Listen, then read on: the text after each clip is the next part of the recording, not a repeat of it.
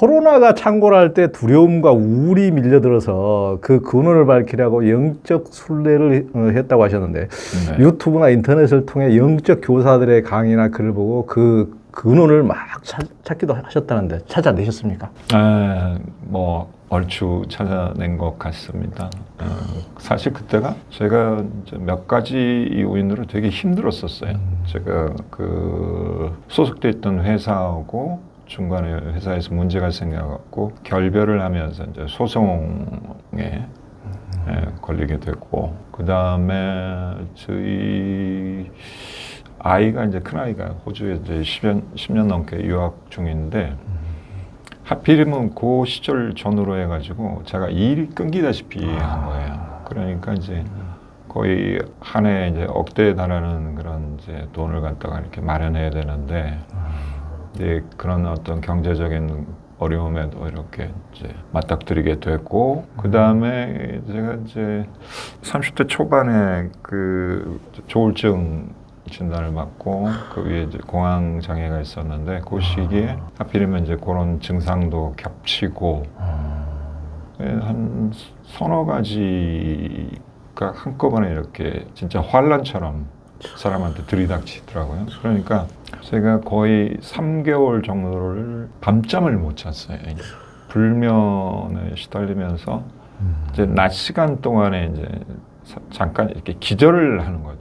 이제 체력이 안 되니까 기절을 하고, 그때 뭐 당뇨병도 찾아오고 막 그런 상황이 되니까 그때 이제 도움받을 곳은 없고, 뭐 그러니까 그 순간에 이제 잠시 떠올랐다가, 이게 지금 내가 느끼는 건 괴로움인데, 괴로움은 마음의 문제잖아.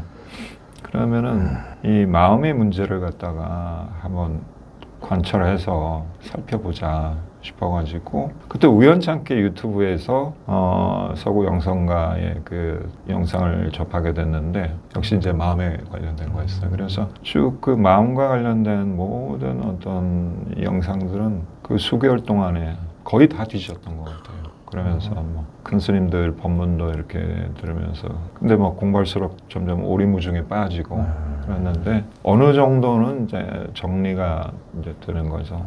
마음을 생각으로 마음을 이해했다는 순간에 이제 큰 코 다친다는 것 처음 알고, 그 다음에 감정이라는 거는 대상화시키면서 그것과 떨어질 수도 있다라는 거. 그 생각이라는 것이 이제 마음에 안 작용인데, 이걸 갖다가 어느 방향으로 몰아가느냐에 따라 가지고 거기에 따라오는 감정의 색깔과 내용이 달라지고, 생각을 어떻게 이제 잘 다스리느냐, 그에 따른 감정을 갖다가 또 그걸 갖다가 거기에 집착하고 그것이 실제하는 것으로 받아들였을 때 어떤 폐해가 자신을 갖다가 침범을 하느냐, 그런 것들에 대한 이제 이해가 좀 생긴 것 같았어요. 그랬는데 맨 마지막에는 이제 정답은 항상 스승께서 직접 질문을 드리면 답을 해주시겠지 그래갖고 찾아뵀죠. 찾아뵀는데 그 부산 기장에 가면 아주 경관이 좋은 해변이 있습니다. 거기서 메뉴 이름도 기억납니다. 트러플 전복죽이라고 기깔나는 메뉴를 사주셨습니다. 그걸 아주 맛있게 탁 먹는데 사실은 소화가 안 되죠. 입맛도 안 돌고 막 그런데 여쭸죠. 사부님, 제가 이런저런 어려움으로 인해서 죽을 것 같습니다. 그랬더니 사부님께서 그래? 그러시더니 하하하 웃으시더니, 그러면 네 죽기 하루 전에 내 찾아온나? 그럼 내가 살려줄게. 그러시는 거예요. 그리고 아니 제작은 지금 막 괴로워갖고 속이 터져 죽겠다는데 이 양반이 웃음이 나올까 싶은 거예요. 원망스럽고. 근데 너무 진짜 펴펴이 총총이 푹 살아있었어요. 가시기 전에 그래 괴로우면은 준재진은 90만 편 한번 외워봐. 다 구해주신다 했으니까. 그런데 진짜 그 순간에 너무 서운하고 막 그런 것도 있었는데 오기처럼 제가 준재진 안에 매달리기 시작했어요.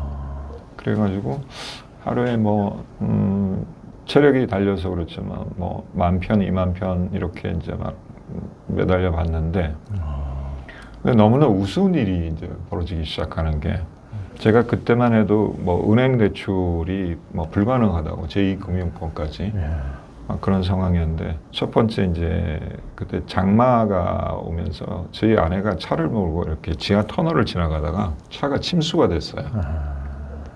그러면서 그 차에 보상금이 나왔어요. 돈 나올 군용이 전혀 없는 상황에서. 그 다음에 이제 제가 그동안 이제 빚을 졌던 이제 금융권에 열심히 제가 잘 이렇게 갚다가 보니까 새로 신용한도가 새로 나왔다고 안내가 뜨는 거예요. 그 다음에 이제 소송권은 부산에 가면 저랑 이제 친한 그 커피점 사장이 있고 거기서 이제 저희끼리 부르는 별명으로 이제 커피 노예. 이제 로스쿨의 학생인데 그 커피숍에 와갖고 커피 사장이 콩을 볶으면 거기서 이제 잡티를 걸러내는 예, 그런 허드렛 일을 하는 로스쿨 대학원생이 있었는데 그 친구가 그 노무현 대통령에 의해서 그 부산 상고 출신의 두 번째 변호사가 된 거예요. 근데 제가 이제 그 소송 관련해서 아주 힘들어하는 이 얘기를 듣더니만은 서울에 있는 자기 후배 변호사를 연결을 시켜주더라고요. 근데 그분이 수임료 한 푼 요구하지도 않고 심지어는 인지대까지 당신 손으로 이렇게 하면서 소송을 뒤집어 주셨어요. 그러니까 저로서는 사람들한테 얘기하면 이거 뭐 오컬트로 받겠다. 네. 세상이 이렇게 돌아가는 조화가 참 너무 재미나더라고요. 그러니까요. 야, 다행이네요. 하여튼 근데 30대 그렇게 조울증을 이제 걸으셨다고 그러는데 저도 뭐 10대 후반부터 방황을 많이 하고 학교도 안 다니고 이제 하기도 했는데 그때 뭐 우울증도 있었고 나중에 공황장애도 있었던 것 같은데 그때 당시에는 전혀 그런 우리 시대는 좀 그런 뭐 우울증이라는 말도 들어본 적도 없었고 관심도 없죠. 그러니까 왜 내가 이러지만 이상하다고만 생각하지 내 증상이나 이런 것에 대해서 그런 뭐 우울증이라는 이런 생각도 해본 적도 없고 그렇죠. 그래서 고통스럽게 세월을 그냥 보내기만 했는데 그걸 30대 때 그렇게 조울증이라는 걸 어떻게 아시는 거예요? 사실은 제 증상이 있다는 거는 제가 그 당시에 사이코 드라마를 하러 정신병원을 들었었어요. 근데 이제 그 병원에서 저는 이제 드라마를 진행하는 진행자의 역할이었는데 저한테 있던 이제 특권처럼 그 안에 당연히 이제 의사분들하고 친해지고 그러니까 약간 폐쇄병동 같은 데를 제가 이렇게 둘러볼 기회가 있었어요. 근데 거기서 살아있는 지옥을 제가 본 거죠. 그러면서 세상에 대한 어떤 염증, 혐오 막 이런 것들이 확 몰려오면서 제가 이제 술 없이는 단 하루도 이렇게 견딜 수 없는 그런 상황이 되고 제가 조금은 이제 불안한 증세를 보이고 그러니까 저희 이제 집사람이 그 병원에 있는 이제 친한 의사 형님한테 우리 신랑이 조금 거시기 하니까 이 형님이 어느 날 저를 부르시더라고요. 너 한번 검사를 받아보자. 그러시더니 여러 가지 이제 정신과 관련한 검사를 마친 다음에 너 지금 약이 필요한 상태다. 활동은 할 수 있는데 약을 조금 먹으면서 네 상태를 조금 안정시키는 게 중요할 것 같다. 뭐 그래도 직업이 배우니까 세상 사람들이 알면 안 되니까 형이 아무도 모르게 아는 병원에 입원을 시켜줄게. 열흘만. 일절 술 같은 거 먹지 말고 약 먹고 치료에 전념해보자. 그러면서 이제 알게 된 거죠. 이게 제가 빠져들 때는 너무 진짜 바닥을 모르는 그런 우울증. 그게 우울증이라고 이름하기 전에 제 안에 생기는 무기력증과 뭐 이상한 혐오 그런 것들. 그런 것들이 이게 우울증이나 하고 느꼈던 거죠. 그래서. 그런데 밖에 나가서는 이제 전혀 아무 일 없는 사람처럼 뭐 활동하고 연극 연습하고 그러니까 그거는 뭐 조증에 해당하는 거였을 것 같고. 그러니까 제 주변에도 이제 요즘에도 뭐 조울증이나 이런 걸 힘들어하는 친구도 많이 있는데 그런 후배들도 많이 뭐 말을 해서 그렇지 많이 있을 거예요. 그런데 혹시 그런 후배들이나 이런 여기 또 시청자들 중에 조울증이나 우울증 그런 거 앓고 있는 분들에게 혹시 좀 해주고 싶은 말씀 없어요? 좀 그래도 그렇게 그걸 또 이겨내고 이렇게 잘 이런 식으로 열심히 정말 프로로서 이제 딱 자리 잡고 이렇게 되기까지 다른 분들도 뭐 우울증, 조울증이 있다고 그 인생이 끝나는 게 아니고 그걸 이겨내신 분도 제가 많이 봤거든요. 네. 저도 그렇습니다. 이게 이제 마음 안에서 빚어지는 현상이지 않습니까? 그래서 저는 이제 제 주변에 실제로 뭐 한의사라든지 전통의학 연구하시는 이제 분들이 많이 계신데 그분들이 이제 공통적으로 하시는 말씀이 있어요. 몸의 병은 마음에서 오는 게 8할이다, 9할이다 그런 말씀을 하시는데 저는 조울증도 마찬가지인데 이게 병을 갖다가 사실은 그 병도 우리 스스로가 만든 거거든요.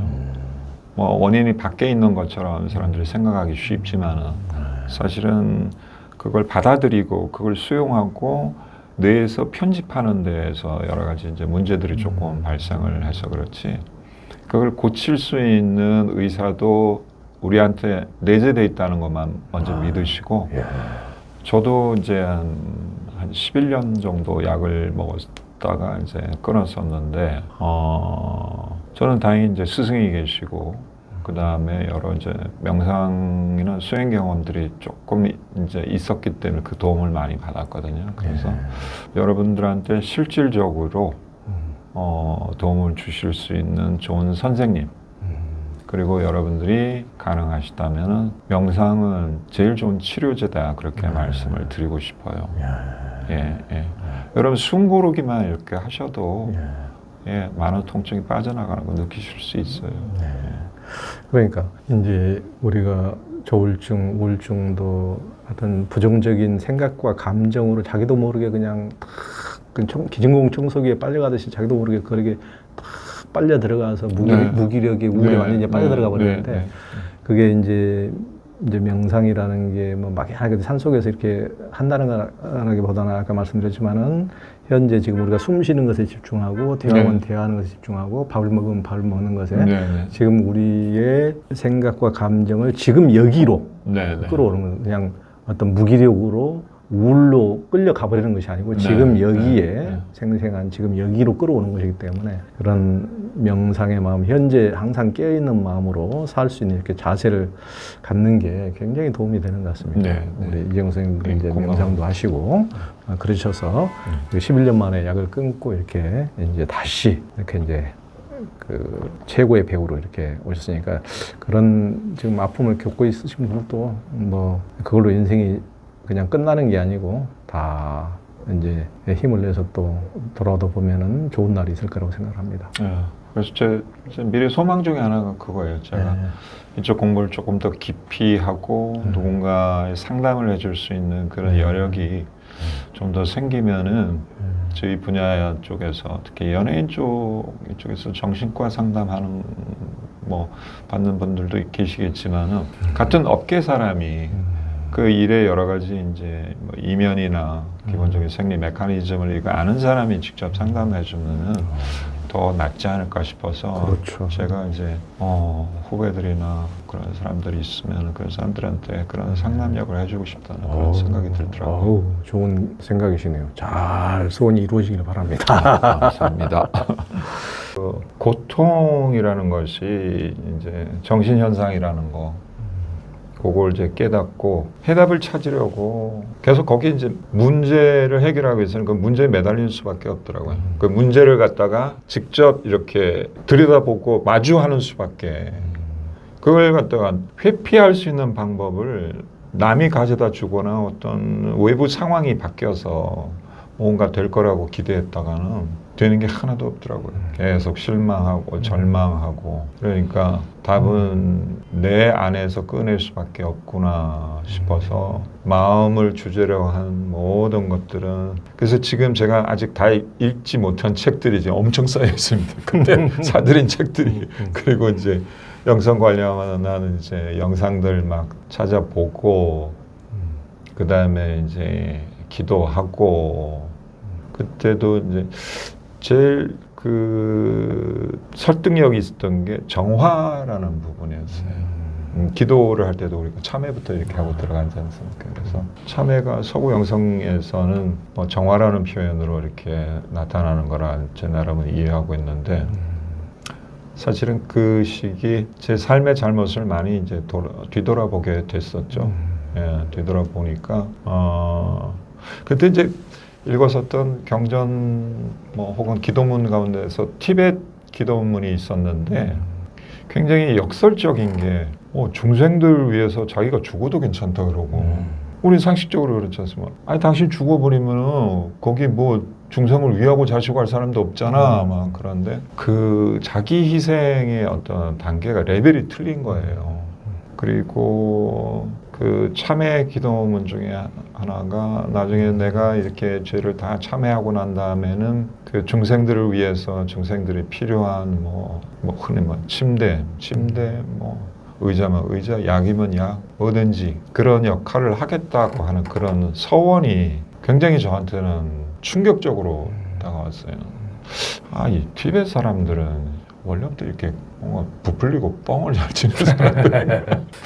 근데 그게 이제 밀교를 조금씩 이해하면서 어떤 존재의 변형이라는 거를 생각을 하게 됐어요. 그 죽음을 넘어선 사람은 자기 몸을 갖다가 던져서라도 남을 이롭게 하겠다는 그런 결심이 있을 수도 있겠다 싶은 거예요. 그리고 이제 그 지금 나한테 닥친 이 어려움과 고통이 결국은 이걸 넘어서고자 하는 방법을 찾는 과정에서 내가 살아온 동안에 참 많은 잘못을 저질렀구나라는 자기 반성의 계기가 되기도 하고 그 고통이 없었으면은 저는 그런 문제를 갖다가 이렇게 안으로 반추해보는 그런 시간을 못 가졌을지도 모르죠. 여전히 술에 취해서 아주 기분 좋게 세상을 그렇게 즐기고 있었을지 모르겠는데 그래서 참 세상은 묘한 방법으로 사람을 일깨우는구나. 그래서 이제 고통이 어떤 사람을 공부시키기 위해서 고통이 찾아간다는 그 말을 공감을 하게 됐습니다. 사실은. 그래서 역시 문제도 내 안에서 해결 방법도 내 안에서. 그래서 그 이후로 이제 자등명, 법등명 너를 섬으로 삼아서 잘 지내봐라 얘야. 그 어르신께서 그 말씀을 하셨는지 이해가 됐던 것 같습니다. 그러니까 그 부처님께서도 이제 천상계에 가면은 너무나 고통이 없기 때문에 수행할 마음도 되지 않아서 해탈과 깨달음도 없다 그러거든요. 그러니까 인간계가 이렇게 고통스럽고 하기 때문에 이것을 벗어나려는 마음도 간절하게 내고 사실은. 그래서 역시 문제도 내 안에서 해결 방법도 내 안에서. 그래서 그 이후로 이제 자등명, 법등명 너를 섬으로 삼아서 잘 지내봐라 얘야. 그 어르신께서 그 말씀을 하셨는지 이해가 됐던 것 같습니다. 그러니까 그 부처님께서도 이제 천상계에 가면은 너무나 고통이 없기 때문에 수행할 마음도 되지 않아서 해탈과 깨달음도 없다 그러거든요. 그러니까 인간계가 이렇게 고통스럽고 하기 때문에 이것을 벗어나려는 마음도 간절하게 내고 정말 이렇게 우리 이지영 선생님을 공부시키려는 또 그런 분에게 훨씬 더 또 큰 고통이 많이 또 주어지는 것 같아요. 그러니까 저는 뭐 적당히 주신 것 같아요. 적당히 주신 것 같아요. 안 죽을 만큼 모든 사람에게 그런 것 같습니다. 안 죽을 만큼. 저도 안 죽을 만큼 좋기 때문에 지금 살아있지. 중간에 죽을 뻔도 여러 번 했는데 이 대목도 우리 이지영 선생님의 자기 성찰이 돋보이는데요. 제가 한번 읽어보겠습니다. 돌이켜보면 정처 없이 나대기만 하는 마음과 함께였다. 딴엔 무언가가 대보겠노라 설쳐댔지만 이르지도 않은 경지에 이른 척하며 남을 업신여기기 일쑤였다. 좋고 싫음으로 편을 갈라 남을 평하고 남을 거꾸로 뜨린 자리에 자신을 세워 잘난 척을 해댔다. 눈에 보이는 것은 무엇이든 소리로 들리는 것은 무엇이든 욕망의 대상이 되는 것들만 정신없이 쫓아다녔으니 남이 입고 가진 것을 부러워하고 남들이 즐기며 기뻐하는 소리를 질투했다. 그러면서 가난을 두려워하고 노력하는 것은 귀찮아했다. 그런가 하면 채워지지 않은 탐욕을 달래기 위해 주색에 탐닉하며 정신을 허물어뜨렸으며 선한 가면을 쓴 채 타인들의 애정을 갈구했고 그들의 동정에 의지했다. 돌아보니 온통 헛것이 미쳐 날뛴 흔적뿐이라. 도대체 겉껍질만 남아 바스락대는 이 삶을 어찌해야 한단 말인가. 질문이 꼬리를 물었지만 이런 질문에조차 현학적인 척하는 양념이 묻었다. 삶이 물마로 높이 치솟았다가 쉬면 어딘가로 곤두박질 쳐질 때쯤 누군가가 따뜻한 손길을 내밀었다. 그렇게 이제 자기 스스로를 깊이 어떻게 보면 이렇게 곤두박질 치는 스스로 이렇게 성찰하는 이런 때 이제 해각 스님께서 소개해서 제주도에 가서 윗바사나 수행을 하셨다고 하는데 예. 윗바사나 수행을 해보니까 어떻던가요?